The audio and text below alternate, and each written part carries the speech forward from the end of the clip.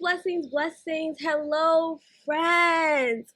Welcome to So I Came Across This Post, the podcast where we take online content and turn it into full-blown think pieces. I'm your host, Charlie, the self-proclaimed ambassador of shamelessly embracing and living your truth. And I want to welcome you to the first season of So I Came Across This Post, the podcast. I am so excited to be here. I pray that wherever you are, that you are feeling well, that you are feeling grounded. And if you're not feeling your best, if these are just one of these off moments that you're experiencing right now, I'm just sending you some love and sending you a virtual hug and just loving all over you, and know that this too shall pass.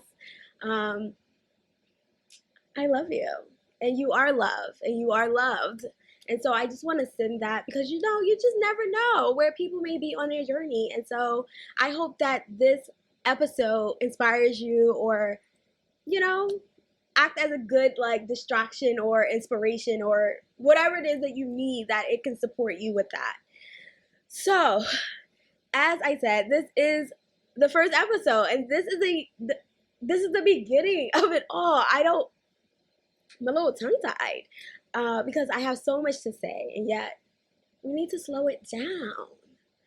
So I will have my notes here, just so you know, and so I might look over periodically just to make sure I'm staying on track, because I am a bit of a talker, and sometimes I can get distracted and go on tangents. But before we get into the full-blown episode, I do want to do some housekeeping with you. Since this is a new podcast, I got some things to say to get us warmed up and acquainted. So let's get into that. So for starters, I do want to let you know that we cite our sources. So the whole premise of this podcast is that we use online content to inspire our thoughts, our opinions, the commentary, whatever it is that I will be sharing during that episode.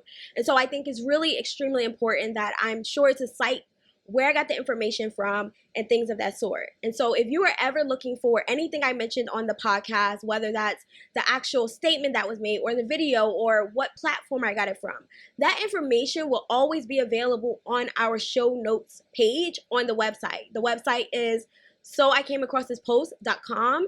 And so the information will always be there for every episode, so that you know exactly where I got the information from and where you can get more information from as well. So that's first thing. We cite our sources. And with that, we are also a new podcast, as you know. And so I'm asking you to help a sister out. And please subscribe to the podcast, leave comments, leave feedback, do ratings, whatever it is. So if you're on a podcast platform, if you could just leave us a rating, leave us a comment. If you're on YouTube watching the video, I ask that you engage if you feel called to, or like the post, subscribe to it. I'm just asking for feedback and support so that we can grow the channel, we can grow the podcast, so more people can know about it. And the more engagement it gets, the more visibility it would get on platforms such as iTunes, right, Spotify. That engagement really does allow us to get places. And so I'm just asking in these early stages, and I'll continue to ask, but in these early stages, if you can really just support us, support us, the energies, the community, by rating it, leaving feedback, subscribing, any and all the things. So, listen, I need your help. It is what it is. We in this together. And of course, I'm sure it will inspire me as well to keep going. Hey, we in this together for real. But okay, next thing. As I just mentioned previously or a second ago, I also want to remind everyone that we are not only an audio podcast, but we are also a video podcast. We have the podcast on YouTube. So I do want to encourage people to go to YouTube if you want to see the visuals. And also, that's a great place for you to leave comments and for us to engage and keep the conversations going. So yes, YouTube and several audio podcast platforms such as Google. We're on iTunes. We are on Spotify. We're on iHeartRadio or something like that. We're on several platforms, and you can find that link in our IG bio as well as on our website page. So, yeah. Finally, your feedback is really appreciated. Please feel free to reach out to me anytime you feel called to, whether that's through our social media page, which is at NowCharlie on TikTok, Twitter, and IG, or you can email me at connect@soicamacrossthispost.com. Any platform you find me on, there should be links to ways to contact me, so please feel free to do so. It is greatly appreciated. Now, without further ado, we are ready to go into the main content. I thank you all for sitting through that and listening. I really appreciate it. We are in our early stages, so I do want to be proactive and ask for support ahead of time, ask for feedback ahead of time, because as I get feedback, it also helps me grow and decide like what pivots to make, what changes to make. Yes, I have a vision for the podcast, but it's also adaptable, right? It's also flexible, it's also changeable, and I'm very open to trying out new things and experimenting with what works. So please feel free to give feedback. It's greatly appreciated. Even if you're just saying, hey girl, I see you, it's appreciated. Okay, that's energy. We open to that. Okay, that's energy that pours in a place of light and love, and so we definitely are open to receiving that. Okay, so for the main content, just to give you a little idea of what you can expect when it comes to the episodes. So what will happen is that I say basically content that I see throughout the internet, and when I'm preparing for the episodes, I basically take the content that I think that will flow well together, and I use that to decide that will be part of one episode, right? Because it flows well together and it allows us to have a conversation that is a little coherent and intentional and all the things. So that's basically what we will do here throughout me talking about the content or responding or reacting or whatever it is that is inspired by that content. I will post questions, and I hope that you will get involved and answer them, or whether you answer them on your page, right? You can answer them on your stories. Please at us. You can answer them by making your own post. Please at us, okay? Let us hear what you gotta say. Like, let's have a discussion. Let's keep the conversations going. I trust that everyone's perspective has a purpose, right? And something to add.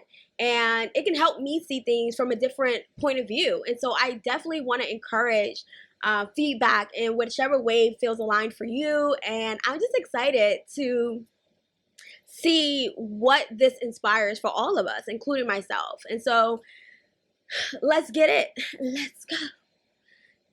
This episode has 3 pieces of content, I want to say, that we're going to go through.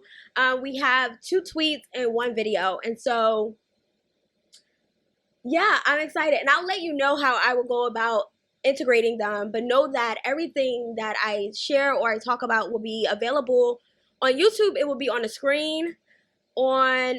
Through audio, clearly, I would just read it out loud, or I will play the video so that you can hear it. Either way, we gonna make it do what it do, and I'm gonna make sure that you all know what I'm even talking about. And so let's get started. So lately, this season of my life has been really big on cleaning house. And when I say cleaning house, what I'm talking about is I've been super mindful about what I'm giving my energy to, what I'm pouring into, what's around me, how environments are influencing me, how people, energy is influencing me, where and when I'm feeling depleted, where and when I'm feeling heavy energetically, or just when I'm just not feeling like myself, or when I'm feeling lit up. Like what is making me feel good, what is inspiring me, and paying more attention to these things and being more intentional about where and what I give and put my energy into, right? Where attention goes, energy flows. And so I want to make sure that what I'm pouring into is things that I actually do want to grow, that I want to flourish, that I want more of. I want to experience more of it. And so recently I had a birthday in the end of July, and that played a big part in a lot of these changes I've recently made, which the posts today really do come from that place of where I was at that time, right? The lens I was looking at the world through, and where my soul was calling me to, and what my soul was asking me to clean up, to get rid of, to let go of, to close the door with. It has been a beautiful season. It's been absolutely magical, and these posts really did support me, and they really did confirm things for me, and I felt like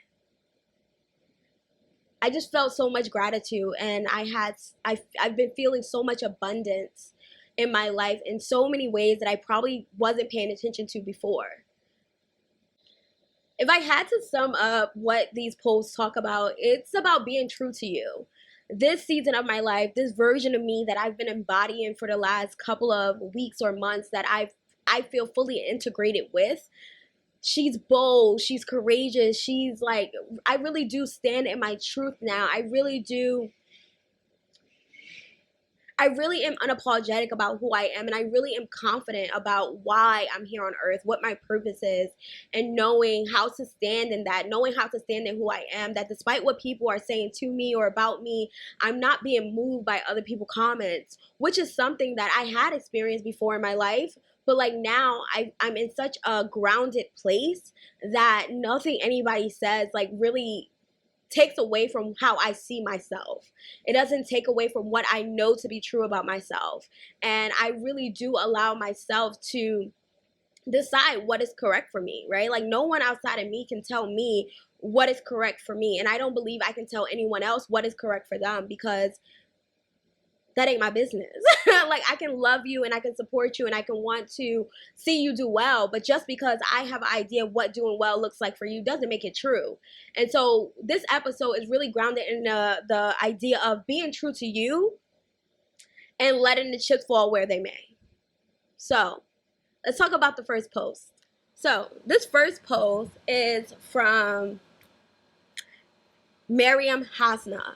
And it was a post that I saw on Twitter.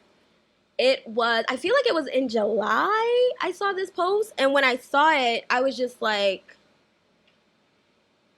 stuck for a second, right? Because it's a simple post. Like the words are very simple, but energetically it said so much to me.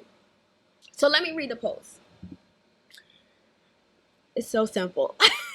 Well, let me read it. It says, "There's no need of sugarcoating things when you're not looking for approval. There's no need to sugarcoat things when you're not looking for approval." So actually, I think I saw this in June because that's when it's dated. And I do remember it being like, when I saw it, it was like a new post because Maryam Hasnaa, they do repost a lot of their stuff. And so, like, I usually will know from that. But either way, this was a new post in June, at the end of June. And basically, it was like, there's no need of sugarcoating things. Well, I say sugarcoat. Hold on.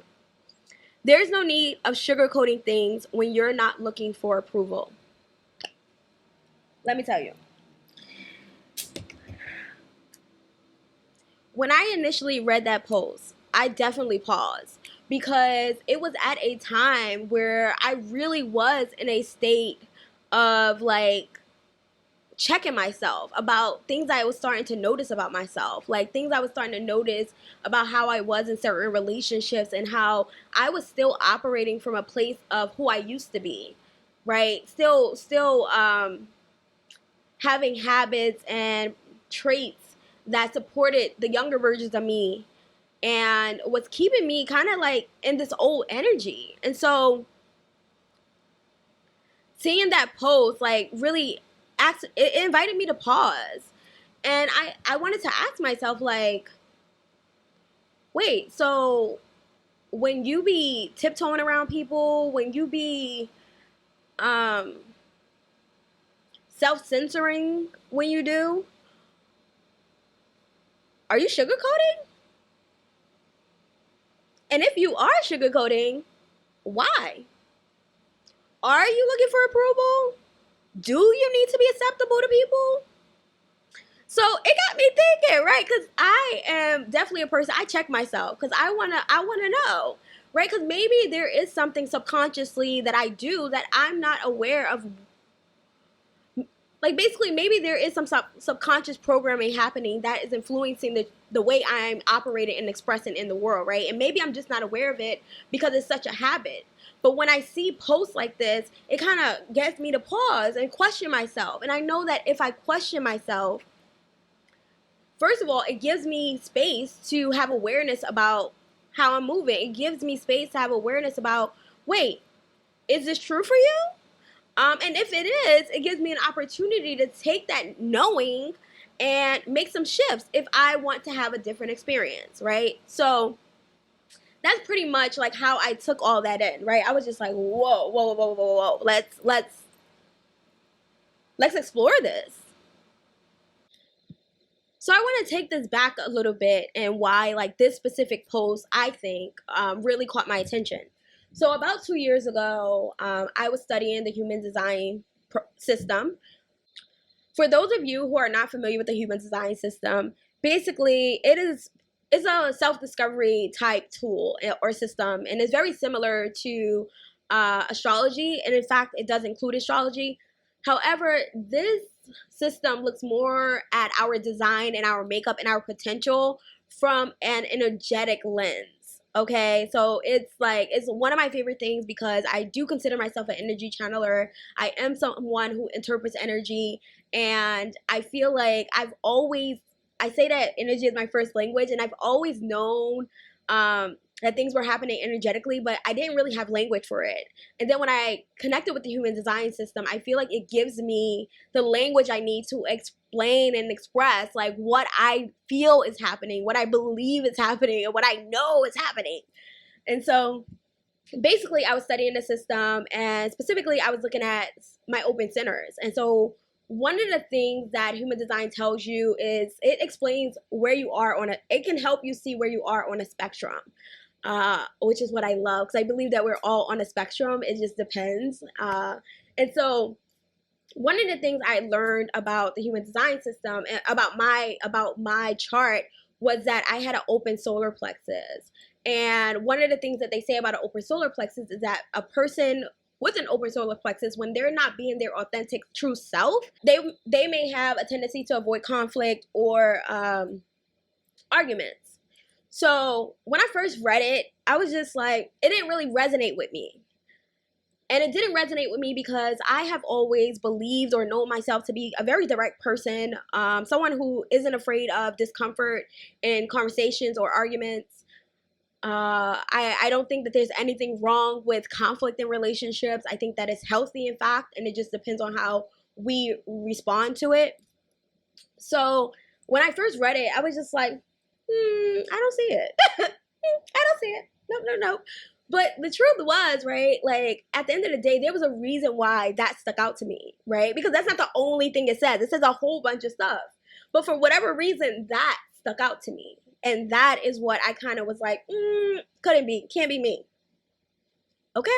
So, as I mentioned, even about the poll, so basically what I did was I kept this in mind though, right? I kept it in mind that it did say this. And so I went out into the world and I just kept being me. And so as I started paying attention to myself and paying attention to how I was moving, I was like, girl, you do avoid conflict. Maybe not in the way that you imagined it would look, but you avoid conflict. And I was like, okay. And what it looked like for me, from my experience and how I was dealing with avoiding conflict, was it looked like people pleasing. It looked like walking on eggshells around people. It looked like self-censoring, okay? It was basically me trying to manage people's reactions. So instead of saying what I knew I wanted to say and what was actually probably appropriate for the situation, from my own point of view, appropriate, I wouldn't do it because I didn't want to deal with the person's reaction. I didn't want to deal with their activation. I just didn't want to deal with them because that felt exhausting, right? Before I even did it, I just knew what was coming, and that felt exhausting. And so I started to notice that there were specific relationships in my life where I was doing this. So like, yeah, generally I don't avoid conflict, but there was these relationships that I had established and I have been a part of and I was actively participating in that may not have been the healthiest. So as I'm thinking about what came up for me regarding like my tendency to avoid, right, I paid more attention, and in paying attention I was just like, you're here self-censoring, trying to manage people by like saying, well, basically not saying what you want to say and just like, okay, like whatever my response was to them, because I just didn't want to really deal with what would happen or how things would go once I said what I really wanted to say. And so while I'm over here trying to avoid conflict, I'm also cringing inside, right? I'm uncomfortable. I'm uncomfortable because I'm dealing with the fact that I am choosing to not honor myself, right? So I'm feeling probably anxious inside because I'm like, if you say this, they're going to blow up. If you say this, they're going to blow up. But instead of warring outside of myself, I'm warring inside myself because like I know what I really want to say and I know what my truth is. But because I don't want to deal with the consequences, the potential consequences, right? Because I don't truly know. Because I don't want to deal with the potential consequences, I instead decide to self-censor and just not say anything or whatever, right? While this person is just speaking their truth, living their life, I guess, very comfortable. And I'm assuming like their comfortability, because who knows? Because I have found out from other people that they like, while I thought I was doing them a favor by like self-censoring and trying to be considerate, they was doing the same thing for me. So while we're both walking around trying to make each other comfortable, our needs weren't really, neither one of our needs were being met. So I do know that sometimes what I think is happening, I only know my side of it, basically. I don't really know what's going on with the other person unless they say something to me. So I will keep that in mind. Let's move along. Okay, so that's basically like something I had realized during my review of my chart, right? And so like now let's bring it back to that tweet. All right, so with this tweet in mind, I'm going back to this relationship that I had, and I mean, there was a couple of relationships that was like this, family focused, but like there's one specific one that recently was really like loud to me. Like it really was obvious that like this is just not healthy, and honestly, it's only so much longer it's going to last because I'm going to get tired of tiptoeing, right? Because we were speaking more often, we were engaging more, and I was, prior to this, I was intentionally not talking to them because I knew I had already peeped our relationship. I had already peeped that, like, you know, the energy just didn't feel good to me. I didn't like it. I don't enjoy not feeling free, right? And when I'm in that kind of relationship where I'm tiptoeing, sugarcoating, playing nice,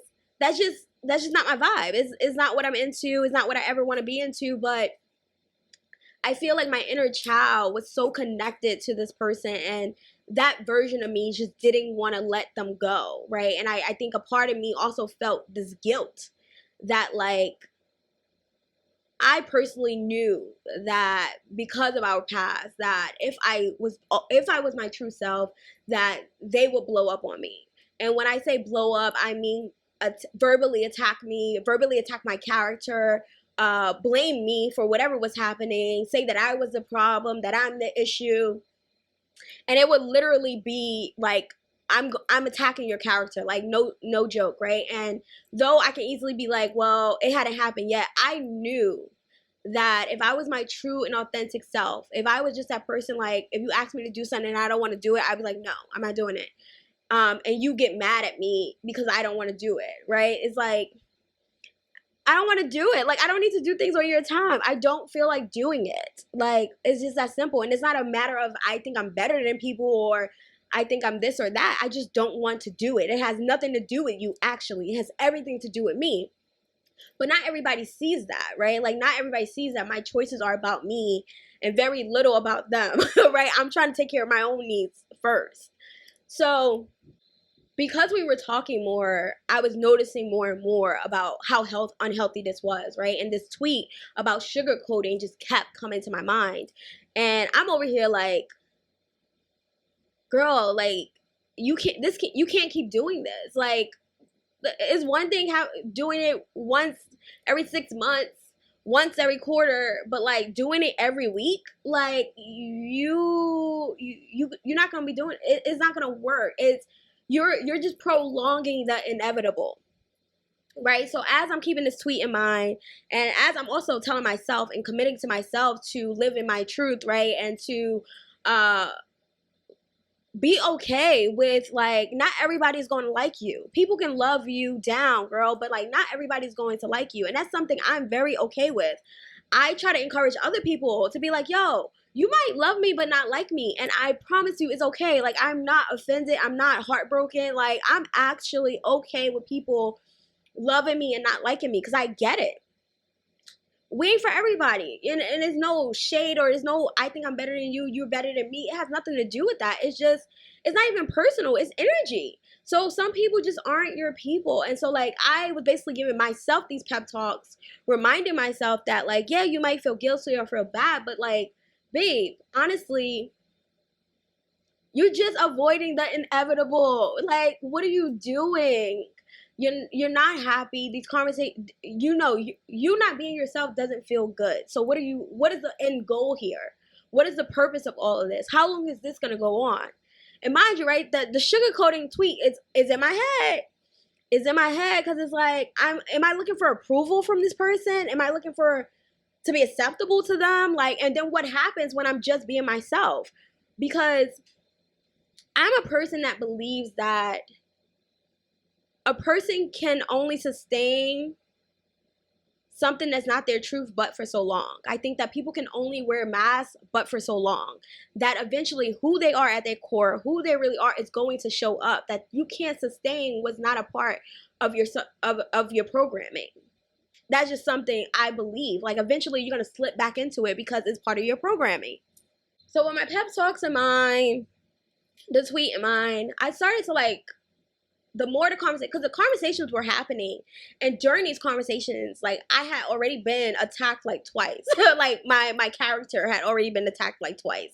So I was just like waiting, like, do they not realize they don't like me? And I'm cackling, right? I'm like, because the thing is, like, and this has happened to me several times, people that, like, supposedly love me so much, adores me so much, respects me so much, when I do something that triggers them to a point where I don't know what that point is, but sometimes what will end up happening is that when they get angry with me, they will tell me all the things that they really think about me, right? I guess all the things that they were holding in that they never said out loud to me. And they will just attack me as a person, like, you are this, you are that, you are this, you are that, right? And so I don't know, this has been me for as far as I can remember. Like, when people do stuff like that, I just listen. Because I want to know what you've been holding on to, honestly. But I just listen, and I don't feel a need to attack them back. Though I can say a lot of things, because energetically and intuitively, I know a lot. I know their pain points. I know their I know what their ego is holding on to, but I don't feel like it's appropriate to come from a place of anger and attack them when I know how much I love them. I know I love them. I know I care about them. Why would I attack you? Why would I attack your character when I love you so much? When, regardless of what your quote unquote flaws are, you're fucking amazing. You're dope. And even after you come at me, I still think you're amazing. That's what's the whole thing. Like, it doesn't change how I see you, because I understand that not everybody has emotional regulation techniques that are healthy.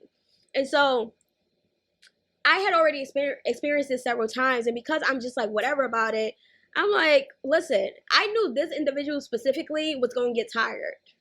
I knew that they was going to get tired of attacking because it was happening too often. And it was about and to me, it was about nothing. It was literally about nothing besides you wanting to control me, or you wanted me to live in a way that you think is appropriate. When I'm not you. You're not me, and you're not going to tell me how to live my life. And so that was something like that I really like sat with for a while, right? And so like one of the things I started to ask myself is like, girl, why do you even care? Like, why are you still sugarcoating? Why are you tiptoeing? Why are you self-censoring? Because why? And then I started to ask myself, if this was a regular person on the street, would y'all be friends? Would y'all be friends? Would you like this person? If this was just someone who wasn't blood related to you, would you like this person? Would you talk to them? Would y'all speak? If they called you just to ask for advice, would you answer the phone? Would you be friends with this person? The answer was no. I wouldn't. We would have no reason to be in contact. We would have no reason to cross paths. There is nothing about our lives that intersect, besides this idea that we should be in each other's lives because we are family. There was nothing else to connect us. So here I was, recognizing that I understand why my inner child is holding on to this. I understand why old aspects of myself is holding on to this. And I understand why I am dealing with this person the way I am, because I have been doing it for so long. I have been doing it for so long. This was what our relationship was. If I just self-centered, if I sugarcoated, if I played nice, that's how we stayed in contact. That's how the peace kept going, because the peace was dependent on me sugarcoating. The peace within our relationship and the harmony within our relationship was dependent on me not being in my truth, was dependent on me being acceptable in this person's eyes. And this is someone who's pretty traditional. So I would never live up to their expectations. I know that, but I was so caught up in like what has always been, and I was so used to, I was in this habit loop with our relationship. And so I had my role, they had theirs, and we were both living it out. But the reality was that was just young versions of us attached to the fact that like we was each other, like we was always close. We always had each other's back.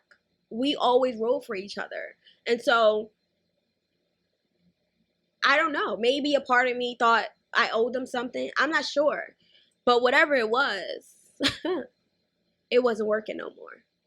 And this version of me was just absolutely done with it. Because I was just like, listen, the whole thing is that this season of my life was, when I tell you I was cleaning house, I was cleaning house. Like people were dropping like flies. If you disrespected me, you were gone. No conversations, no nothing, you were gone. And if like whoever was behind you, rooting you on, saying it was okay, they could leave with you. Y'all can all go, right? Because I was finally at a place where it was just like, I am I'm just happy all the time. And I'm a very joyful person. And the people that were around, some of the people that were around me, is just like, there was always a problem. There was always an issue. And so even in my joy and in my happiness, like their presence was dimming the light. Like their presence was dimming the light. It wasn't adding anything. It wasn't exciting. If anything, I felt like I was the one pouring all the excitement and the joy and everything else into what we were doing and what we were creating and what our relationship was. Like I was doing the light work. And so I finally was like at a place where it's just like, yeah, you're holding on to these relationships because of history.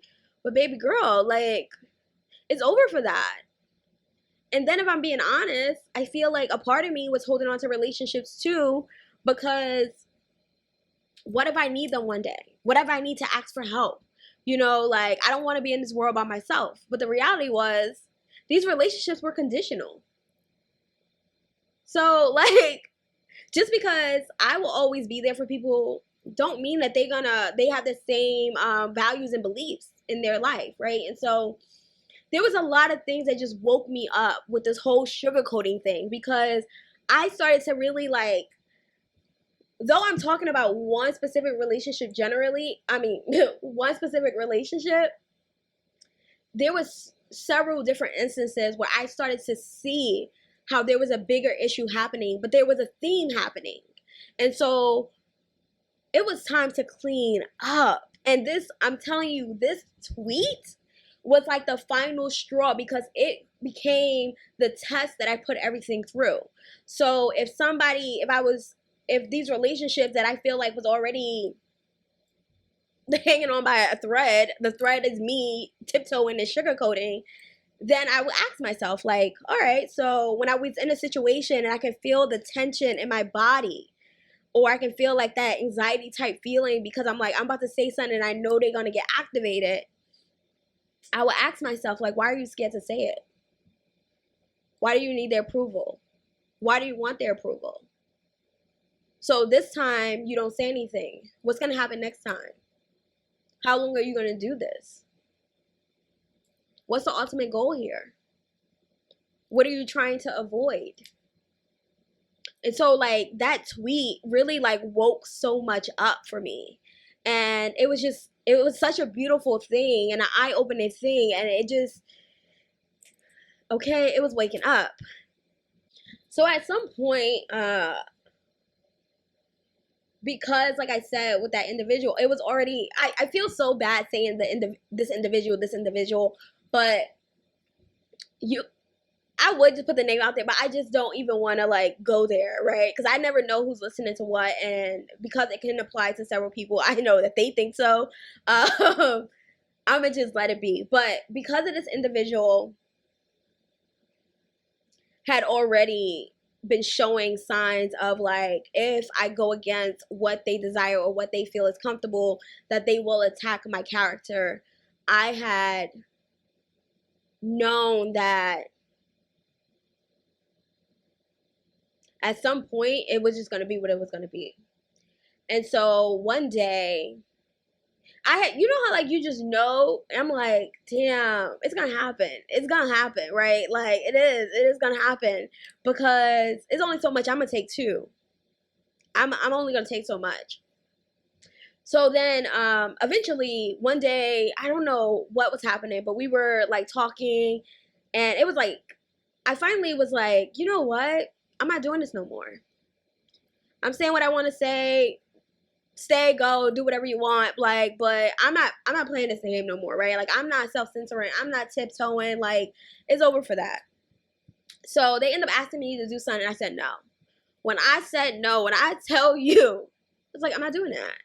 Like, and I don't need to explain why, and I don't need to tell, like, no. And so, like, basically what I expected to happen happened. They blew up. They were saying all these things to me. And they weren't, like, horrible, but it was just like, you know, you're not God, you're not this, you're not that. And all I said was, like, no, not right now. I'm not going to do it. And, like, the whole thing with me is just, like, people tend to project on, like, how they view me. Not who I am, but how they perceive me. I consider myself a very humbled person because life has humbled me. It has definitely humbled me. And so I don't think I'm better than anyone. But for whatever reason, there are people in my family who constantly say that to me. Like, when they get mad at me, it's very much like, you think you're better than everybody? And it's like, what are you, like, what? Me? Me, the girl who used to, like, back in the day would drink and cry all the time? Me? The one that gets drunk and just does what she wants? Me? So it just never, like, I never understood, like, where people thought that I thought I was better in every way. And I was just living my life, my highs, my lows. And I never hid who I was. I never hid that life is complicated for me. Life is messy for me. And I'm having a good time. Like, I don't hide any aspect of myself. Not the highs, not the lows, not the middle. Like, I don't hide. I'm not afraid to say, like, I'm figuring this out and it is fucking challenging. I'm not afraid of it. So when people say stuff like that to me, it's just like, I know you don't know me. but I know that you can only meet me as far as you met yourself. And so I'm not offended by what people say, but like sometimes it's just like, you tripping. Like that ain't even close to the truth. So anywho, because I was about to go on a tangent. I am on a tangent. But yeah, so basically, I just accepted that like it is gonna be what it's gonna be. And so when they said what they was gonna say, I felt it in my body. Basically, the feeling for me, it feels like this anxiety. Like I can tell that something is literally being shook. And that I know that if I say a certain thing or if I respond a certain way, that is gonna be the thing that rip everything apart. I could feel that is the moment where everything changes, where the relationship, whatever it was built on, is finally broken, and that we will either have a new beginning sometime later on in life, or that will be the end of this. But that the chapter of who we were to each other and whatever season we were in and whatever we had created previously was officially being reset. It was no longer existent. And so I said what I had to say. They did what they did. I already knew what was happening, so I had no reaction to it, but I was laughing because I was like, oh shit. I was like, oh shit. So I said what I said, whatever. So then no more, it was like text messages. So no more text messages were exchanged that night. And I think like a couple of days later, they came back and it was just like, hey, I just think that we shouldn't talk. And I was like, take care of yourself. Like, I didn't really say anything else. I was just like, take care of yourself. Because, like, I have no beef with anyone. I don't have a problem with you. It's not that serious to me. It's not that deep. Like, I don't know why. It's just not that serious to me. But I knew that after that exchange, that for me was the final relationship that had that kind of energy in my life. The final relationship where I felt like, I was aware of that I was tiptoeing. I wasn't myself, that I was not safe. I just wasn't, emotionally, I just wasn't safe. And it wasn't a gentle place. It wasn't a soft place. It wasn't a safe place for me. And so I was really happy. You know, I was very, very happy. And I was so happy that it was over. It was over, and all I had to do was be. I had to do nothing else but be myself. And that's all it was. Like, there was no guilt. There was no shame. I just felt really good. And I knew that this was it. You know, like, that was the last relationship that had that kind of energy with it. And so it allowed me to decide officially that this will be the last relationship that happens with, right? Now I have this awareness. Now I have this knowing. I know what it looks like so far for me to sugarcoat, for me to people please. I know what it looks like for me to want approval or to be acceptable to people. Like, I officially know what that's like. And so I can decide now that is not what I'm seeking. I can decide now that I don't want to build relationships on this false sense of who I am. Like, you even gonna roll with me and all of me and who I am, the highs, the lows, the questionable, the great times, all of it, or you don't. And either way, I'm gonna love you. And either way, I'm gonna be good. And either way, I'm gonna be me. So that tweet, right, as small as, like, as little words as it was, had such an impact in my awakening and in me just realizing just who I was being. You know, in a sense, I see when people, all right, let me talk about myself. I feel like when I am trying to control and manage people by picking my words perfectly and all those things, or if I can feel in my body like, oh, this person's going to overreact, but I rather them just be at peace with me because I want something or because I might need them later, I check myself, because to me that's a form of manipulating, and I don't want to be that person. Like, I want my relationships to be honest as they can be, at least from my point, right? What everybody else is doing is none of my business, but I want to be able to have integrity. I want to be able to trust myself. And so I really did decide that, like, that was it. That was the last relationship, and that will be the final one for me.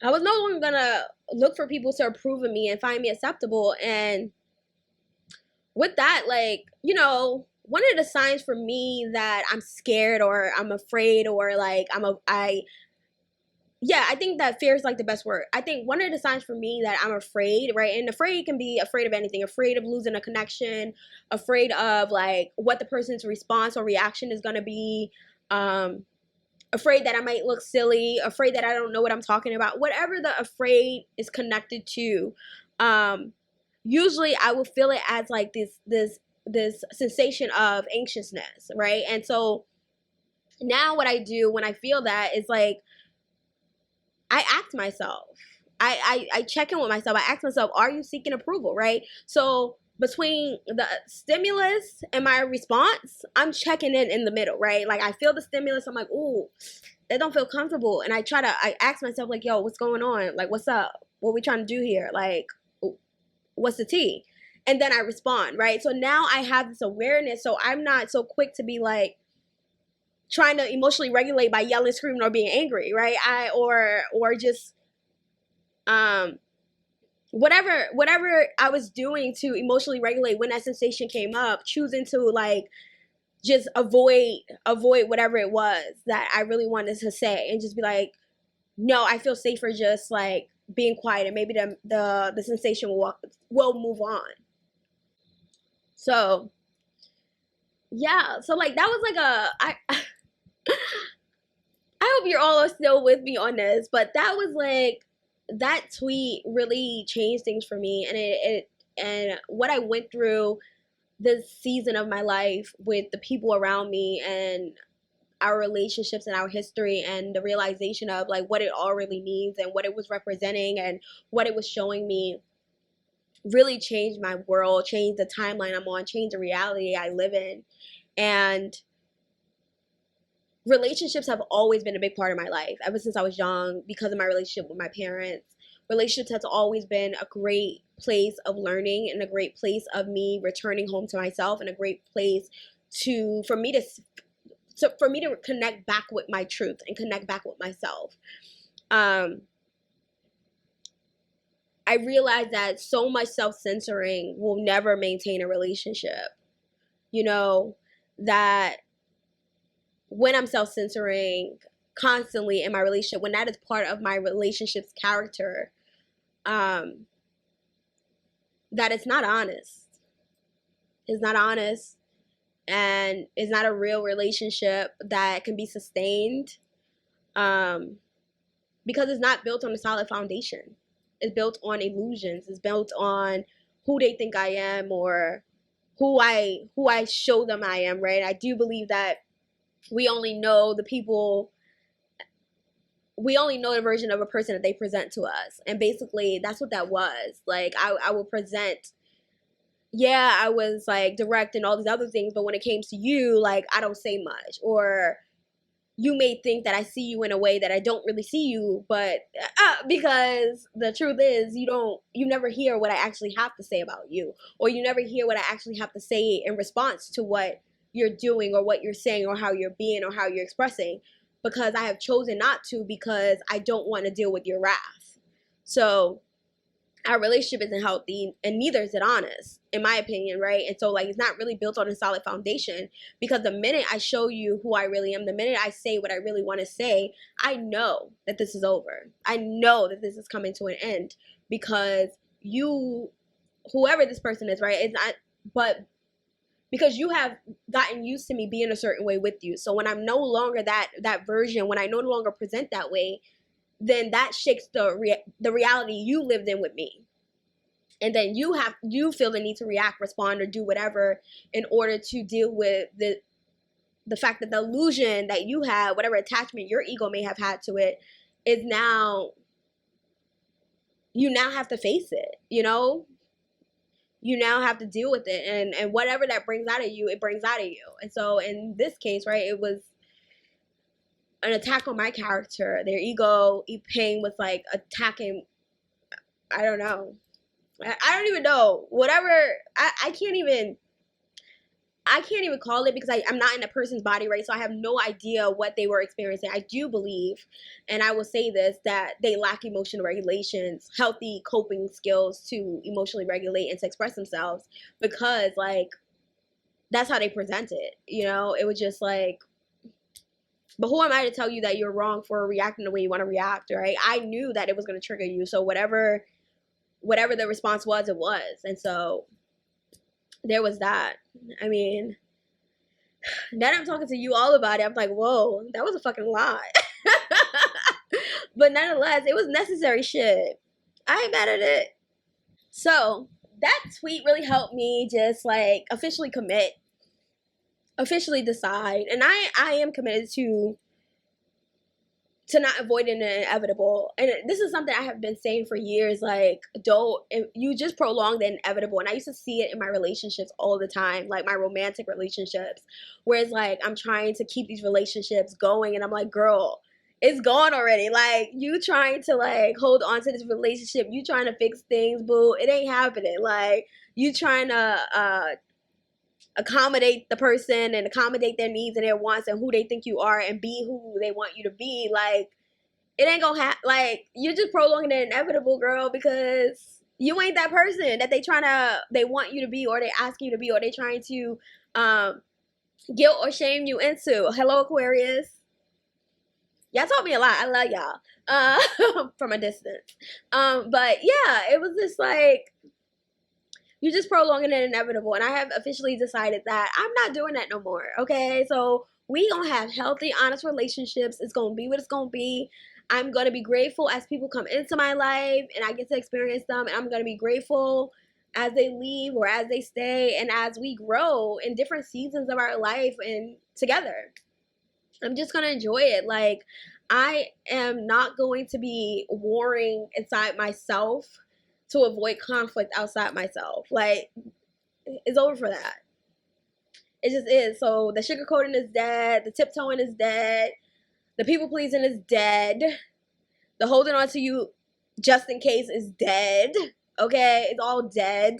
And I acknowledge too that, like, any of us who have these ways of coping or these ways of dealing with life, when we develop these habits, I do believe that we needed them, and I do believe that they were necessary for the seasons of our lives we were in. However, I think with every habit, right, not every habit is meant to go with you forever and in every season. And sometimes that inventory check, right, that check-in with yourself, like, all right, what's working, what's not, will help you see that some of the habits just aren't healthy anymore, right? They aren't supporting your ultimate goal. And so if it's not supporting your ultimate goal or not supporting your purpose, then it's time to be like, you know what? I need a new habit. I need a new way of being. I need a new whatever. And so for me, it's just like, all right, I'm choosing to clean house. So any of those kind of relationships that was asking for that version of me needs to go, right? Because that version doesn't exist. And not only does not that she don't exist, because she's always going to be a part of me, right? But that version of me isn't activated right now, right? And I don't want it activated. But every time you come around, I allow it to be activated. And so I don't want to activate it no more. So I'm going to go stage left. And I wish you well. And so that's what it was. Like, yeah. So I know that was a lot for this tweet, but the whole point is just like, I stopped. Like, the tweet helped me to start monitoring when I was teetering on the line of self-pleasing and avoiding conflict, right? Like, my human design chart told me that I might have a tendency to avoid conflict when I'm not being my authentic self. I didn't know what it looked like. But then when I realized what it looked like, and I realized where it was happening, I now had a choice to make. Was I going to continue on this path? Or was I going to decide to choose myself? And choose myself by being authentically me and letting the chips fall where they may. And so that tweet was really like that final thing that helped roll me over to be like, I don't want to sugarcoat anymore. And by me doing all this tiptoeing, what I'm really asking for is their approval. Bruh? Excuse me? And so, like, it really helped me put things into context and helped me sit down with myself and be like, what are we doing? Because, listen, life is short, okay? And, like, I wanna live the rest of my life with people and things that feel good, right? And it's not about, like I said, I don't have an issue with conflict. Like, do it. Like, let's have conflict, because I think that's how we get to know each other better. I think that's how we strengthen our relationships. I think that's how we learn how to be vulnerable with each other. Because how can I be vulnerable if I don't feel safe? How can I be vulnerable if I don't feel safe?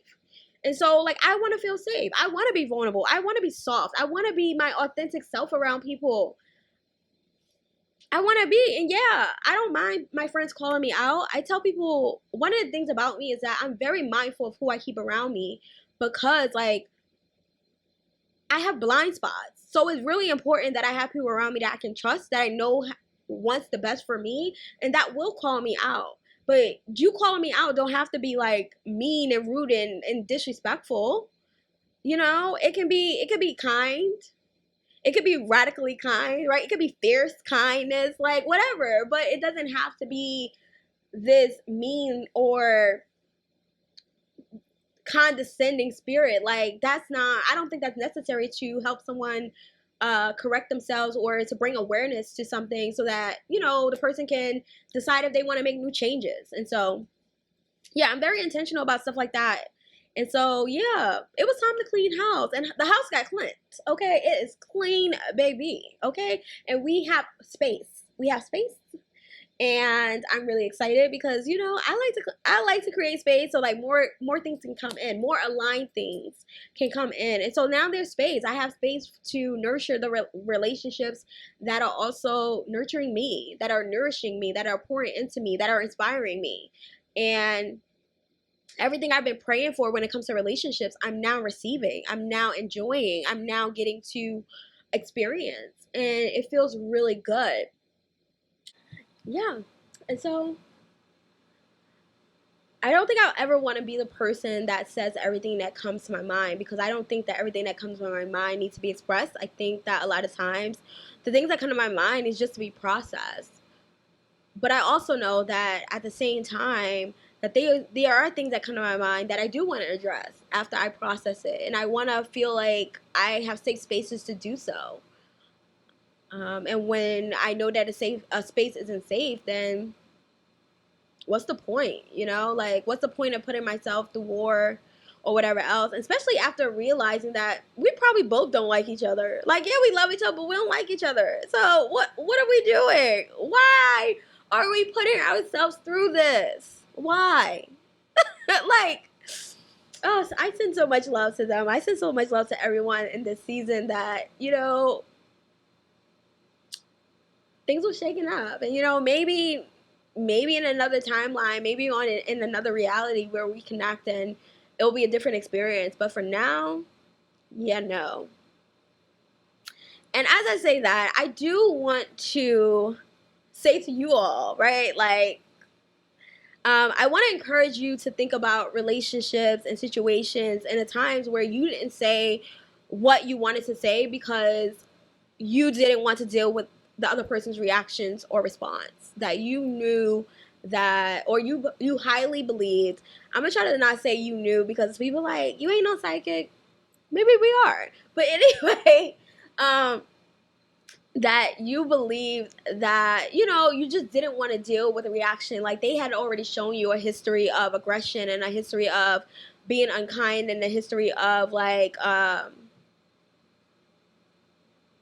fragile ego. I was about to say sensitive, but, you know, I consider myself sensitive too, but I know that some people think that word is like has a negative connotation to it. But I will say, have a fragile ego, and you just didn't want to deal with what came with that, right? The consequences of, if I just be myself, if I say what I really want to say, even if I say it in a tone that is kind and loving and, like, just matter of fact, that I will have to deal with a blow up, and I don't want to deal with it, right? How did you feel after, you know, after you decided not to speak up, after you decided not to speak your truth? How did you feel after? And did you do it again, right? Did that moment happen again where you had to make that call again? Do I deal with your reaction, your blow up, or do I speak my truth, right? Like, I feel like sometimes once you do something once, you got to keep doing it. You got to keep that up, because, like, now that's what is expected of you. So, did it become part of your relationship's character, right? Like, is it what became expected of you because, like, you had already started doing it so often that the person just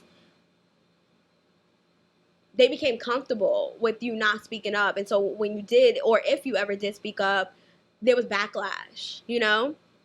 And are you sugarcoating things to be acceptable? Are you sugarcoating things to be acceptable? Are you tiptoeing around people? Are you avoiding the inevitable? Are you dimming your light? Are you trying not to be too much in order not to activate people? Like, what's your tea? What's your story? What's going on for you? Let us know in the comments. Let us know in your stories, whatever it is. If you respond to that inquiry, please, please, please share it with us to the extent you feel comfortable. Because I want to know, like, what's going on with y'all? Do y'all resonate with that story? Do y'all resonate with that experience that I share with y'all? What's going on? Tell me. Let me know.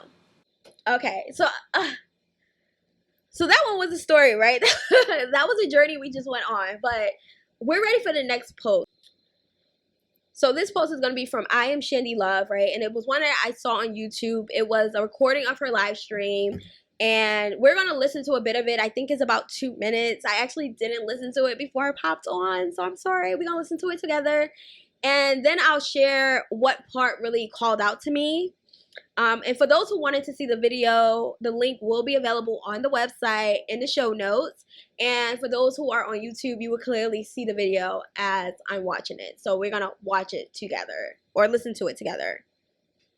I recently realized, right, that this is something I knew, but I realized that I needed more work. So, and that's the thing. There's levels to this shit. So you may feel like you overcame a struggle, and then down the line, you're going to realize you got more work to do. Guys, as long as we're here on this earth, we're going to have more work to do. So just get ready, okay? Get ready for the work. So recently I realized I was still trying to conform myself in a way where I'm tolerable, like somebody could tolerate me. And like, as far as even in relationships, like not only friendships, but relationships, more so relationships, because I've had a hard experience, painful experiences with relationships. And I still have the audacity to still try and date in these streets, y'all. I don't know what the fuck is wrong with me, but I'm still out here trying because I love love, right? But I realized I kind of tame myself, or kind of like dim my own light in a way to just see if somebody's gonna be able to handle that. I have to understand that's not my responsibility. Why the fuck am I shifting my personality to make you comfortable? I don't even know you like that. The only way that I would do that is if I don't know you like that. And that's like, to me, the best way for you to filter people out is to be yourself fully, loudly. Be you.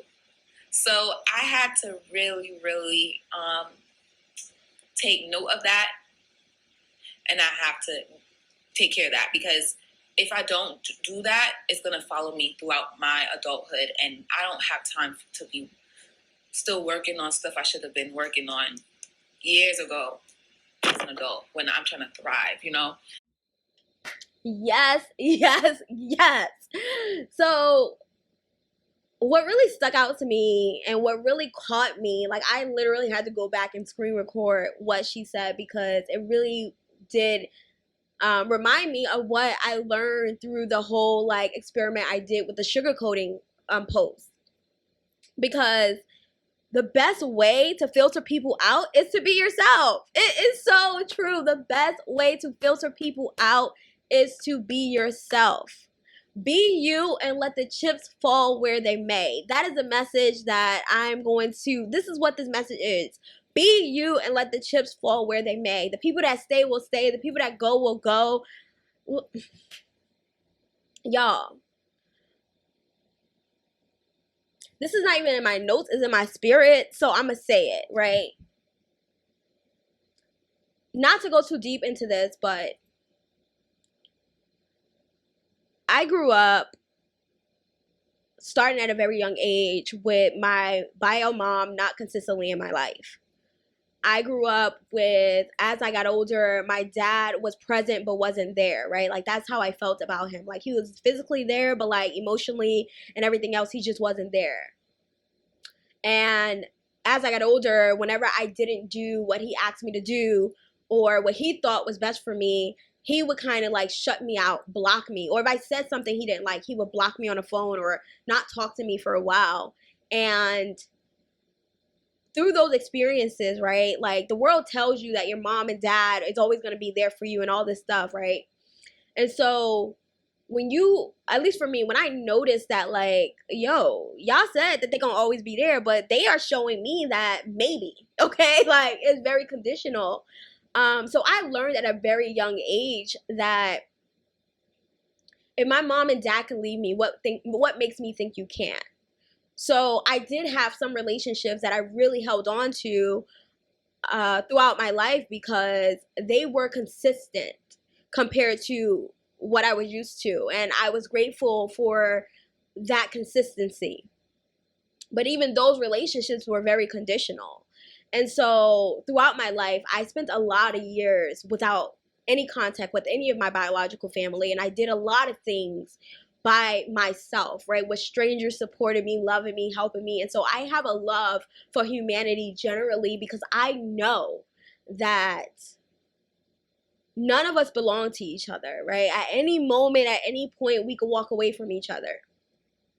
But the only thing that's real, the only thing that is true, the only thing I know for sure is that I always got me.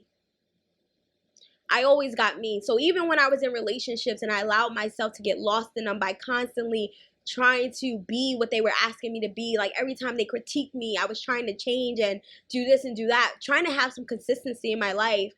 And then only for the relationship to do what it was going to do inevitably, right? It was going to end because there was no way I was going to be able to maintain this idea that they had in their head of who I was, or who I should be.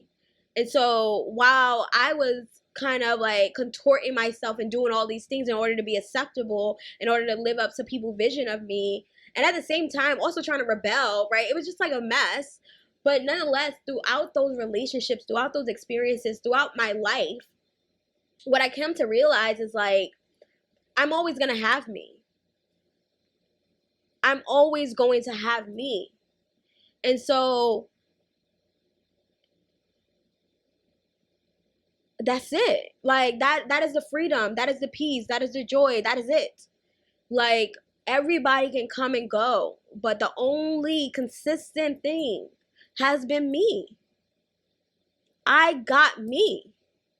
And so thinking about the sugarcoating posts and thinking about the best way to filter people out is by being yourself, it just really like was like, yes, that is true what I've learned. Like I can't, people are gonna do what they want. The only thing I can control is me. The only thing I have any control over is me. And so whatever else other people decide to do, that's up to them. So I'm choosing to just be me.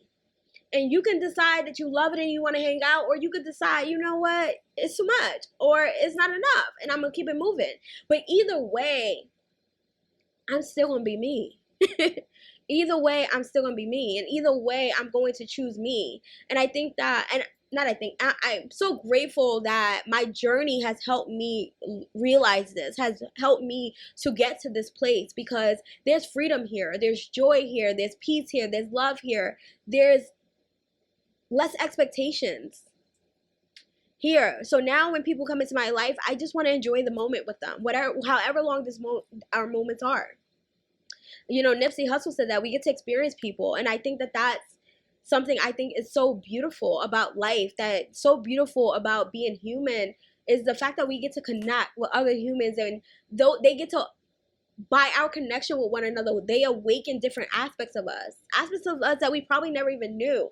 I've met versions of myself that I was just like, whoa, I don't want to go there again. I don't want to be her again. Because when we get together, we awaken things in one another. We show each other a side of us, right? By whatever our energy is influencing between us. It might, you know, I've had relationships that I felt so submissive in, so safe in. And I've also had relationships where one relationship where I felt like I needed a lot of reassurance, and it shocked the hell out of me, you know.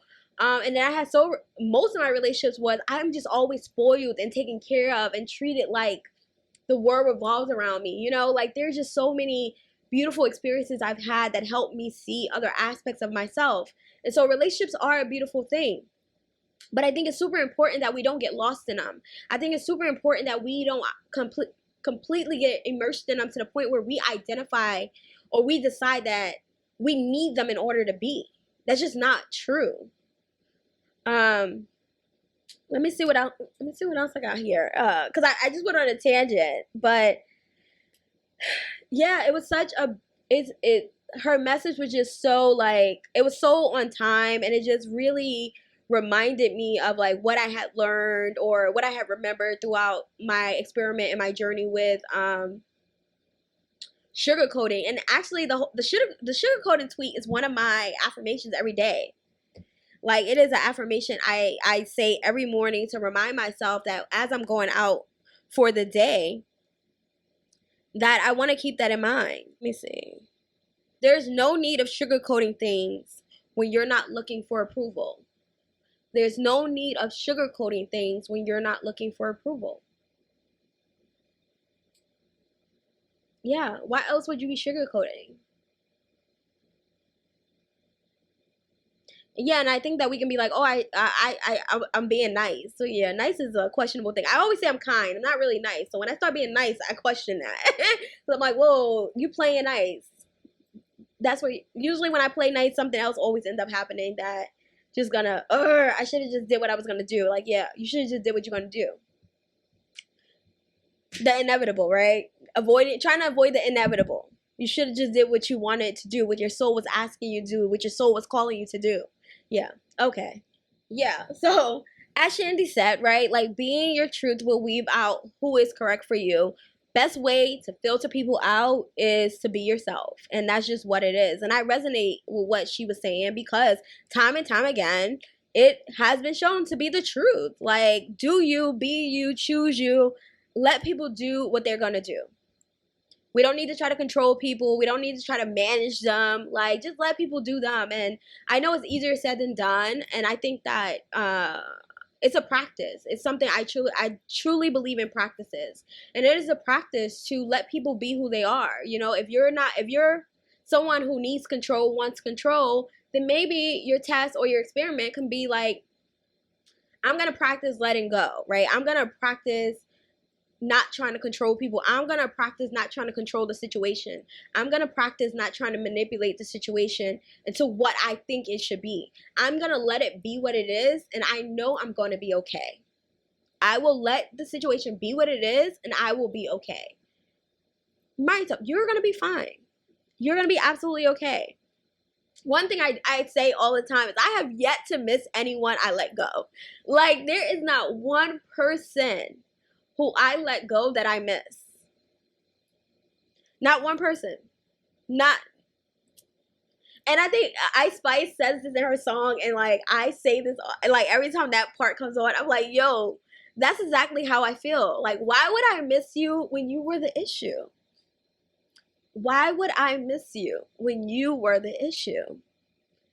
And I'm also someone who tends to let people come back. Like, if you go for years, I do believe that people, maybe they don't change, but they awaken to other aspects of themselves, whether they recognize, like, hey, you know what, my behavior in the past was questionable, but I'm at a more mature place. I'm at a place of more awareness, and, like, I can handle a relationship differently. I can be more mature in it. I can be more emotionally regulated in it. Whatever it is that they may have gathered in their time away. I used to believe in like just letting people in when they come back.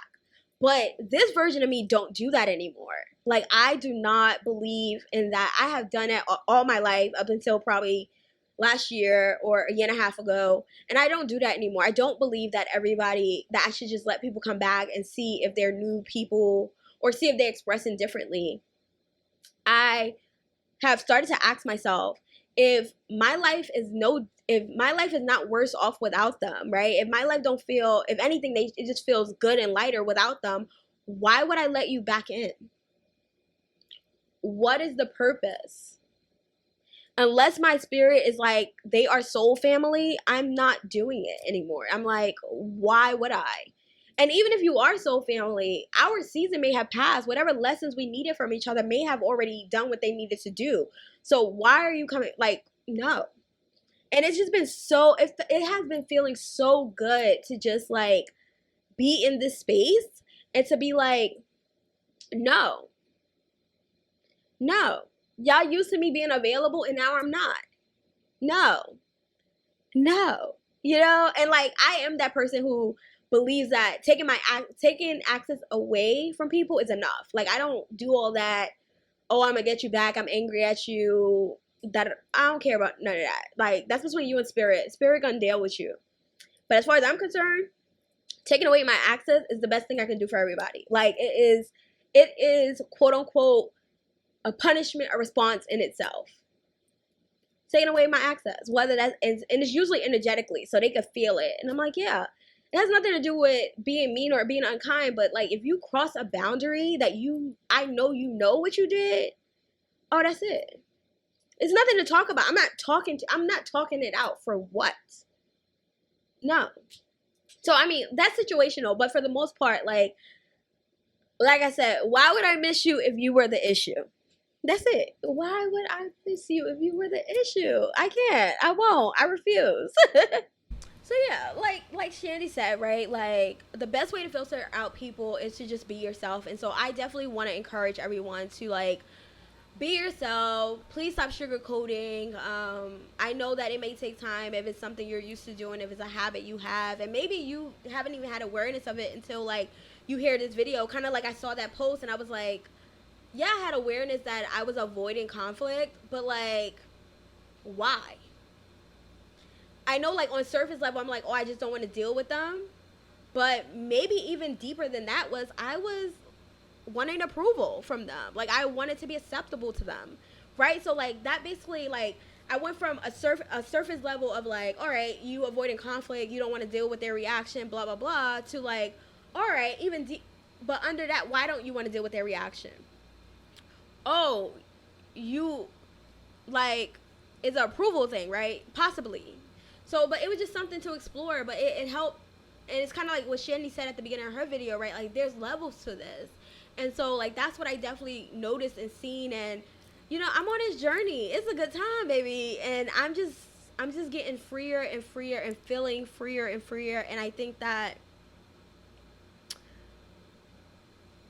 taking these relationships off life support is what I'm calling it. Taking these relationships off of life support is so freeing, right? Like they were going one way or another, right? Like, woo, keeping them around was definitely just costing me more than was necessary. Oh my God, not life support, Charlie. Yeah, it's life support. All right, whatever. I'm gonna move on from that because speaking of freeing, right? There are levels to the gifts of being us, right? There's levels to the gifts of being you and allowing people to react or respond accordingly. So the next post I want to talk about is an example of what I believe to be the reality of many of our lives. And it also supports what Shandy is saying about being yourself and like it'll weave out those who just aren't correct for you. So, this post... all right. So basically, this post is from Say Cheese DGTL on Twitter. It's from Say Cheese on Twitter. Their ad is Say Cheese DGTL, and basically what they said was Doja Cat says she feels free after losing over 250,000 followers. Okay. So I don't remember fully what was happening when this post went up. I do remember, I know a couple of days before or something like that, she had said something towards her fans. And from what I remember, please don't quote me. Again, the link will be on the show notes. I did not go back and look at it again. I have to be mindful of like what I read because I don't want my thoughts to be influenced. Once I decide like what path I want to go down, I don't want my thoughts to be influenced. There will be times where I read the post directly from Twitter or whatever app, and we also look at the comments, but this is not one of those times, right? So basically he was like, Doja Cat says, or they was saying, Doja Cat says she feels free after losing over 250,000 followers. And so, like, I'm saying, I do believe that. I know that, like, one of her fan pages was offended by what she said, and I think that they end up unfollowing her or, like, deleting the page or something like that. But I know a couple of days before this was said, she had said something towards her fans. And it appeared that people felt like she wasn't being grateful or whatever. And then there was some backlash with it. And clearly, part of the backlash was like she lost these 250,000 followers. But one thing I want to note that she said, the idea that she feels free. She feels free after losing 250,000 followers. So I'm going to read part of like what I wrote because I do think that I do want to keep it focused and to the point. Hopefully. Y'all not going tangents. For those who's just meeting me, welcome to the party. Okay, that's just what it is. Okay, so with that, so I feel like the idea of her saying she feels free, like I feel like I understand that so deeply and I resonate with that so much. The freedom like we experience when we allow what is to be or what will be to be, for me, like that is a gift in of itself. I can't tell you the amount of times that a weight was lifted off of me, off my shoulders when I stopped moving like I owed people something because they were nice to me at some point in my life, or they were kind, or maybe they opened their home to me at some point. When I decided to stop trying to manage people or to please them, like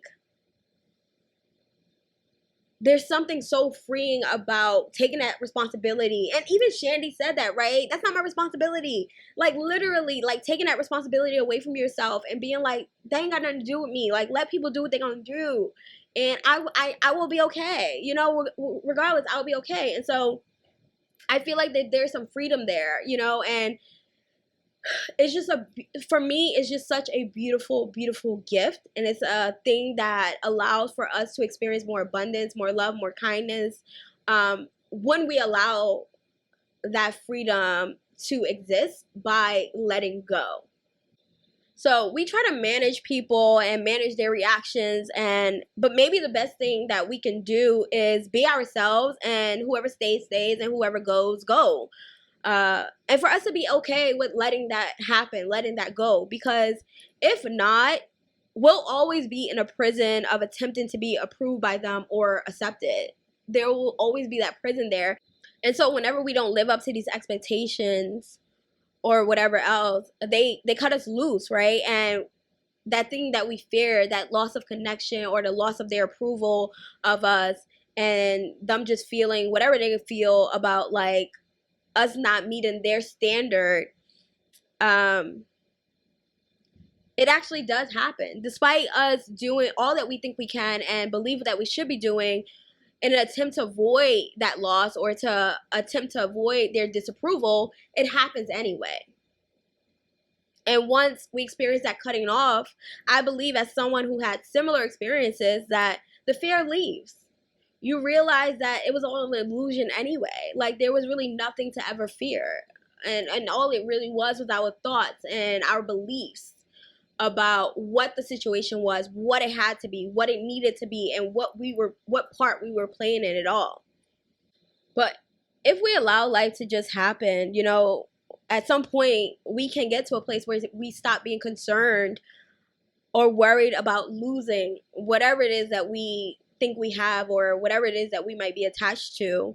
We realize that even when it leaves, we're still there, right? Like I was saying earlier, you still have you. You are still you, right? Even when everybody leaves, right? I think when we have experiences like this, we eventually stop being afraid, you know, and hopefully we learn or develop an acceptance to be with what is, like to be with the moment and stop trying to avoid it, knowing that you can only avoid it but so much from your point, because like I said earlier, right, you can only control you. You can't control how the other person reacts. You can't control what they do. You can only control you. So as much as you may feel like you're playing a part and you're doing what you should be doing, at any point, the rules can change on their end. And when you don't live up to that, then they can decide that, hey, you know what? You're this, you're that. And then it starts to make you question your own self, probably, you know, or question your own worth. Because now it's like, I did all these things and you still don't care. Or I did all these things, I bent over backwards, I became everything you asked me to be, and then it's still not good enough for you, right? And there's some disappointment there. And so for those who have these experiences, the fear of rejection of some sort, basically, because that's all it is, right? We're fear of being rejected, we're fear of losing what we believe we have. So to those of you, to us, I feel like that fear, the rejection of some sort, know that you can build the tolerance and ability to experience potential rejection, endings, breakups, potential heartbreak without feeling like you're falling apart, you know, or like you can't catch your breath, like you are, like your world is being turned upside down and like you can't seem to stay grounded in it, like the whole world is falling down on you. Because I feel like sometimes that's what it can feel like when your world is crumbling, or what you believe to be your world is crumbling, when your reality is not what you thought it would be or not what you thought it should be. And this can come from a lot of different forms too. But I feel like when we have these experiences where we are being faced with the thing we feared, or being faced with a reality that we never expected, there is a way for us to stay grounded in it. There is a way for us to be with the truth of that moment and not lose ourselves in it. That's basically what I wanted to say. I was like, whoo, all right, that's what I wanted to say. When I saw this post, I was really happy for Doja Cat. Now, I will say this. I don't know anything about this person. I have no idea. Like, I know that there are artists and maybe like a rebel. I don't know. But I know that there are artists. And when I saw this post, it did put a smile on my face because I was happy for them. Like, and I resonated with that post, that feeling of she felt free after losing 250,000 followers, when previously people were saying that her followers are what made her where she is. Her followers have stuck behind her. Her followers, basically saying like all the things that her followers have done for her. And the fact that I guess they felt like she kind of turned her back on them or didn't appreciate what they had done. And I don't know the full context, and I'm not saying who's right, who's wrong. I don't care. That's not my business. I think that there can be many perspectives to that. But what I am getting at is that I am happy for her, and it did put a smile on my face. And I wanna share why I think that she felt free, and why let me just tell y'all why I think that she felt free. Okay, so, and I wrote notes here, so I will be looking at them and talking through them, and of course, like whatever comes to my mind, I'll add to it. So, I believe that we are attached to many things in this world. Not connected, but attached to it. Now, these can be identities, these can be things, it could be people, it could be titles, job titles, ideas, beliefs. It could be anything, right, that we are attached to, that we identify with. Expectations, even our visions and dreams. And so when the truth of the illusion is shattered, right, when we realize that these things are temporary, that we don't own these things, right? We don't own these ideas. We don't own these roles. You can lose your job. You can lose your certificates. You can lose your prominence in your community. Like, you can lose these things. And so when the truth of those illusions, right, is shattered, the attachment is lost. And we may initially feel this anxious type emotion, or like our world is falling apart, like I was talking about earlier. We think we're losing something. We think that something is being taken away from. We fear that loss. Like, we're trying to grab at it. We're trying to hold on tighter to it. and save it. Like, we're trying to save it. Like, no. But if I lose this, then what? Like, what does this mean for me? Who am I without it? Kind of energy. But by the time all that happened, it's usually like, it's already lost. It's already gone. Not lost, but it's already gone, right? And that unraveling, even as the world is unraveling around you, even as like these illusions are leaving, even as like you're being presented with the truth remains. You know, the unchangeable is still there. The ego of that identified with that thing has evaporated, and now there's just you, the truth, and a reminder that you are still you. Right? And I think that that's where that freedom is that realization, like, yeah, I may have lost this, quote unquote, lost this thing, but I'm still me. And I think that once you stop like focusing on the thing lost, or oh my gosh, what does this all mean for me? Like thinking of the worst, like, oh, I lost these 250,000 followers, and what does this mean for my career? When you stop focusing on that, you can realize that you are actually free. You can realize that maybe those 250,000 followers leaving gives you an opportunity to really be who you are, right? And right, because in your truth, you may be a person that's just like, fuck y'all, you know what I mean? And like, because you said it out loud, they're offended. Instead of thinking about the context and everything else, they are easily offended. But now that you have done the thing to ravel them, for them to be like, wait, who are you? Like, what are you doing? But that's just who you always been. They left. So now you could just be who you are. And you could just keep being who you are. And now you don't have to be afraid, because maybe before you was wondering, if I really was being honest and truthful to myself, they wouldn't approve of me. But now that the opportunity has come, whether you meant for it to come or not, now you get to be like, oh, well, fuck it. They left anyway. So now I really get to be who I am. So sometimes that people leaving or losing things, jobs included, can be a gift. Can be a gift in of itself. So, and what makes me like say this whole thing, like, you know, the unraveling and what's still there is like your truth, right? And the ego is gone, and all these attachments are gone, and all these illusions, and the way you identify yourself with things and thoughts and beliefs. Now, like, you're just faced with the truth of you're still you. You're still here. You're still remaining. And hopefully y'all get that, what I'm saying, because I have a visual in my head, but clearly that does not that is not a telepathic kind of thing. Okay. So basically, so I think the first time I realized this freedom of like in this kind of way was when my heart felt broken. I never understood heartbreak until that moment. I feel like, I'm trying to think of when it was. It probably was 2017, 2018, but I had never felt heartbroken until that moment.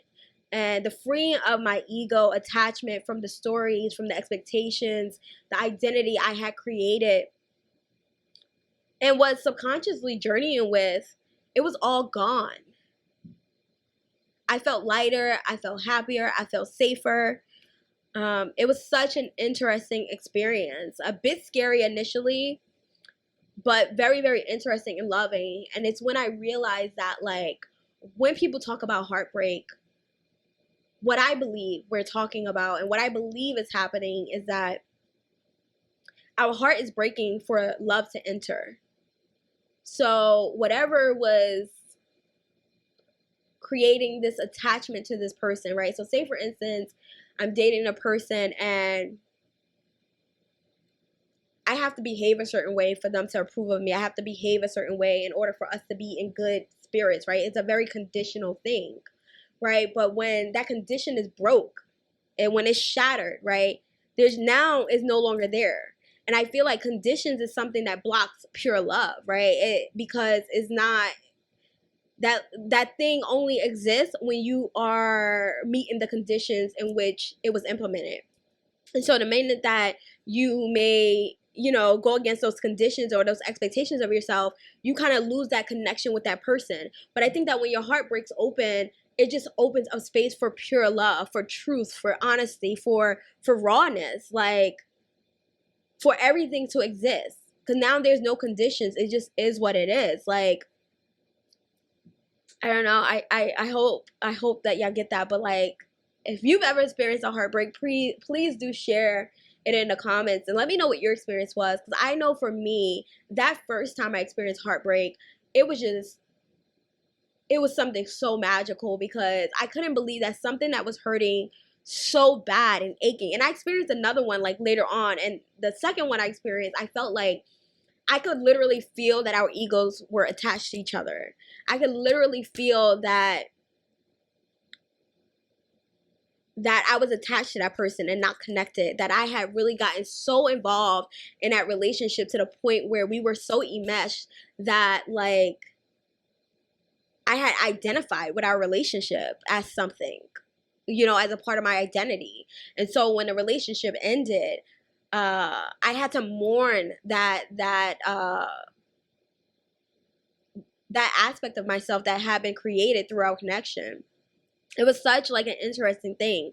And so, I mean, it is what it is. But so I want to say, like, I truly did, when I read that post, I was so happy for her, because I knew for myself, what happens when we feel free, when we let go an identity that we probably have been identifying with, and that identity is what kept our world together, right? And now that identity is gone, or now that it's been shattered, or now that people know the truth and they don't see you in that same light anymore, it's like you're naked.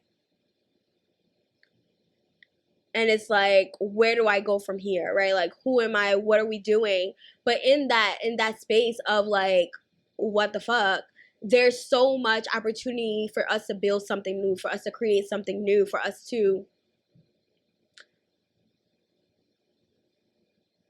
just do something differently, you know, and not follow the rules that have been set for us, or not follow the expectations that have been set for us. There's just room and space to like do something new. Yeah, that's the only way I can explain it. Like, that's all I got.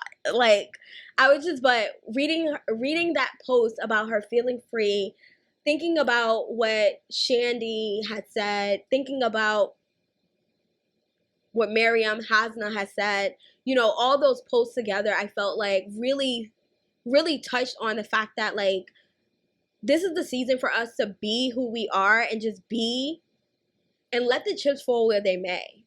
Whatever that means, whatever that looks like, it doesn't matter if people don't agree with it. It doesn't matter if people don't think it's acceptable. Like, this is a season for us to clean house.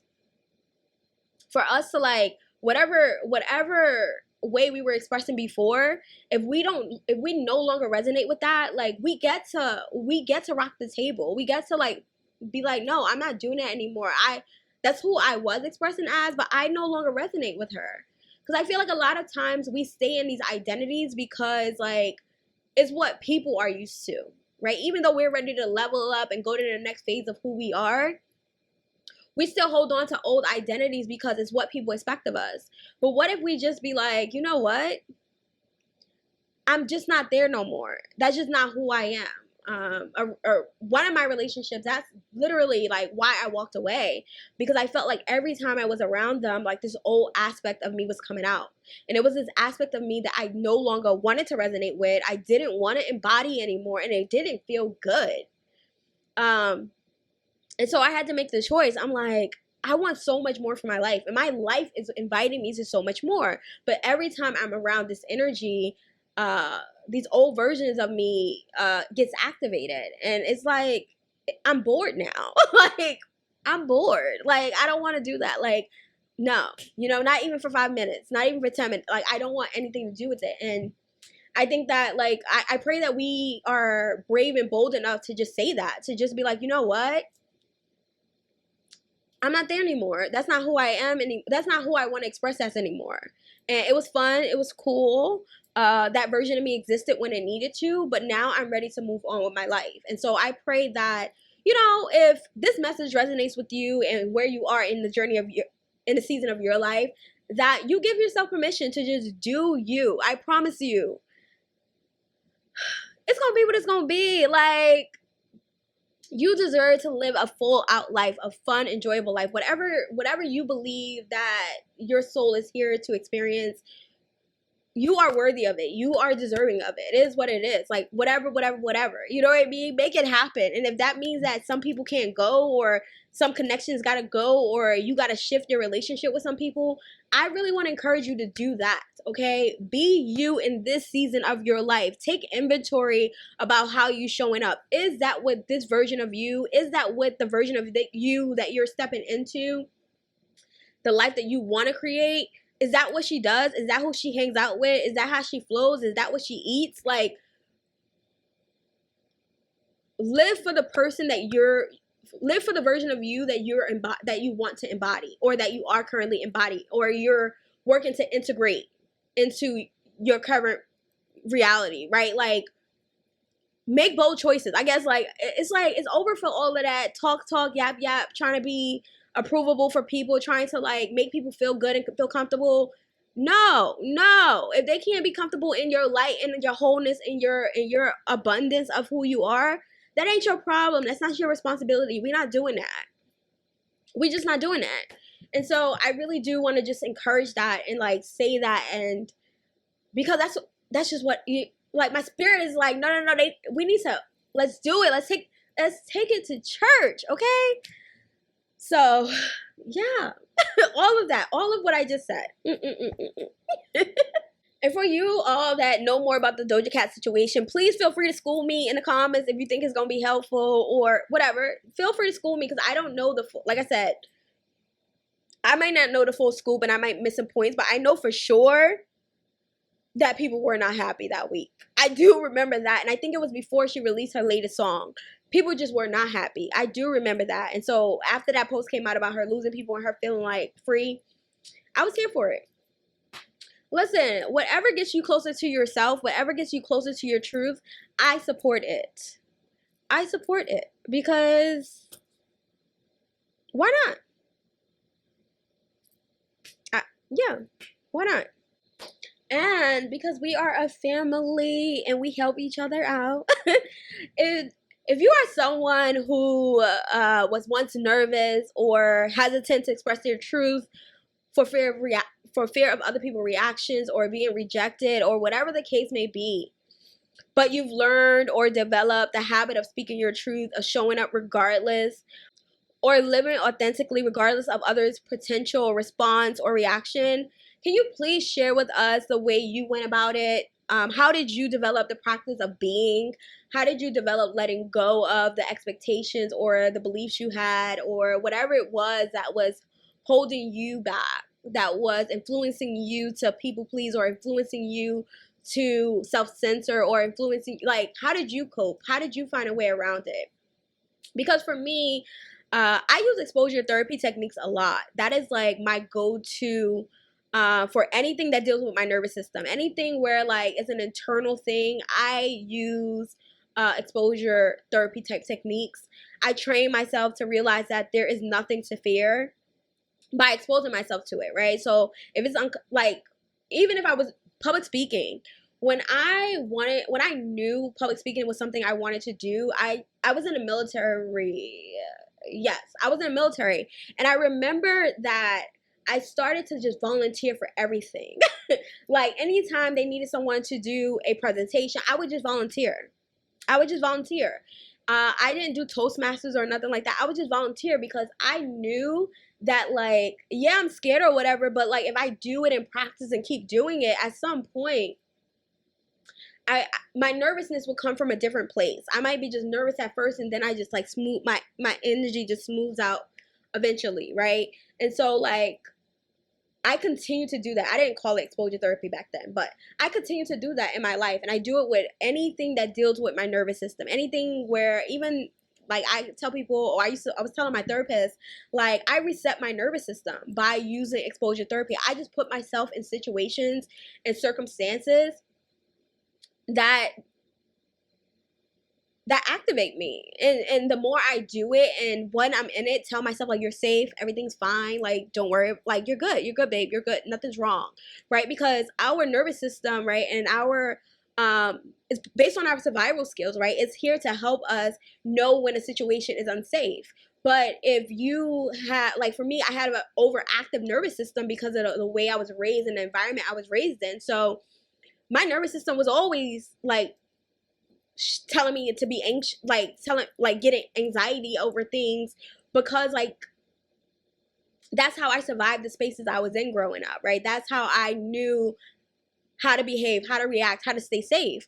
But I no longer needed that as an adult. There was nothing I could protect myself. I could protect my inner child. I could take care of her. And so I had to, part of my healing was like letting my inner child know, like, we're good, babe. We're safe. We're good. We're safe. And in order to do that, I did it through like these exposure therapy techniques. And this wasn't something I did in therapy. This was something I did by myself. Like, I just do it all the time. Yeah, I just put myself in situations that and because the more I expose myself to it and the more I put myself in a situation and I live out the truth that we're safe, right? And my mind, my brain, my body knows that it's safe, then we eventually it stops reacting that way, right? Because now it's programmed to know, like, oh, we're good, we're safe. Like, it doesn't have that same reaction from the memory of the past. And so I don't know, like, I haven't read anything yet about that. A lot of things that I just intuitively know to do for myself, I later end up reading about why it works, but I'm like, oh, I know it works, I just don't know like all the science behind it. But either way, it works for me, so that's what I do. So let me know what y'all do. How do y'all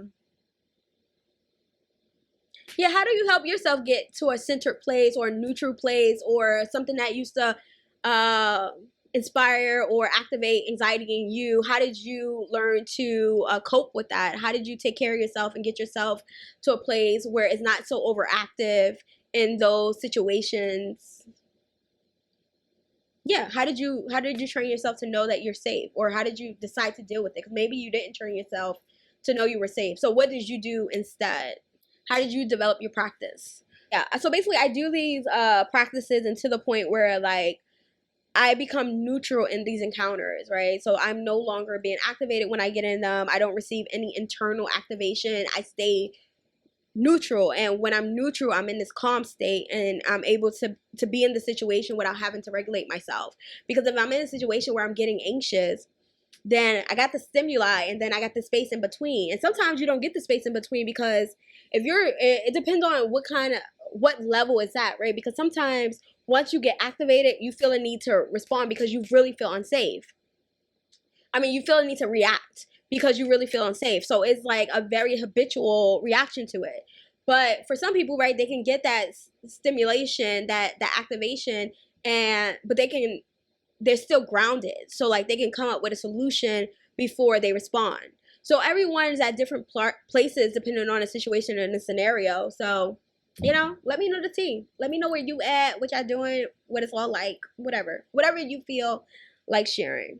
Okay, now, did we talk or did we talk? Did we talk or did we talk? Okay, did we talk or did we talk? All right, so I feel like I have covered everything that I wanted to cover, and we did that. And that was fun. I enjoyed myself. I pray that you enjoyed this conversation. I pray that this episode was good to you. Recording it has been fun. It felt good. I just love being here. I really enjoy this. And so I hope that it is helpful for you, and that, y'all want to vibe out.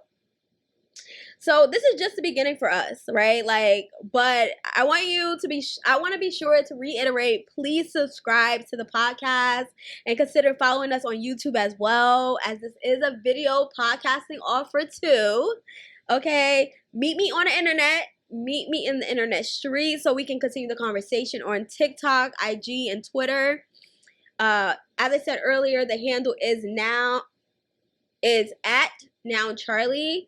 Stuff that do not make it on the podcast but was being considered will likely be on one of those pages. Like, I will still do commentary on it. So please be sure to let's keep the conversation going, period. And like, when y'all see stuff and you want me to do some commentary on it, let me know. Just send it all in.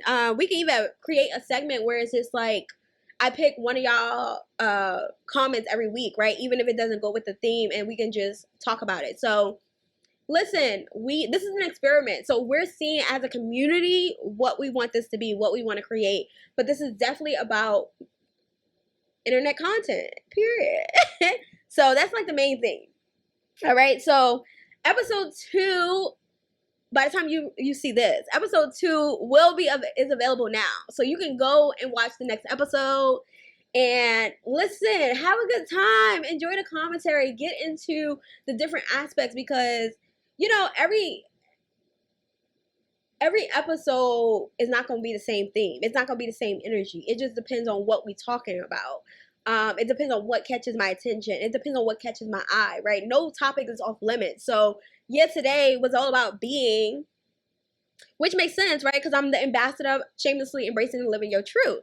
So I'm happy that we are starting off with this. I didn't plan it. It just happened. So that's just letting y'all know the alignment is real, okay? Like, your girl is doing what she's supposed to be doing. Okay? All right. Not the point. All right. So yeah, so episode 2 is available now. Please go and check that out and listen if you have the time. Be sure, as always, to leave your comments. Be sure to come check us out on YouTube. Leave comments so I can respond back to it. And then go over to TikTok, Twitter, or Instagram and come and chit chat with your girl. Leave comments there. Send me some stuff that you want me to look at. Keep me in the loop, because I don't see everything, right? I don't see everything, so keep me in the loop. All right, so with that, I want to say thank you for tuning in and giving So I Came Across This Post a listen to, giving us a chance. This is our first episode, and we got more to come. I appreciate you all so much. I feel like I was really just talking to my family, my friends, and we would just kikiing, okay? Because I got family all over. I really do believe that the internet has created our community to be even bigger.